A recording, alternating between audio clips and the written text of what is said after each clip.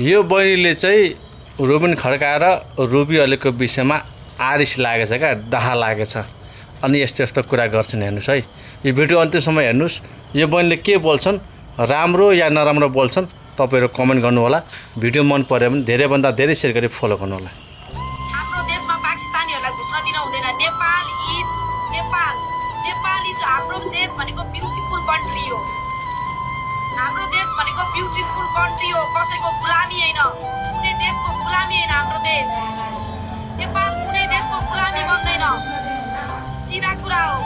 Always Nepal Zindabad.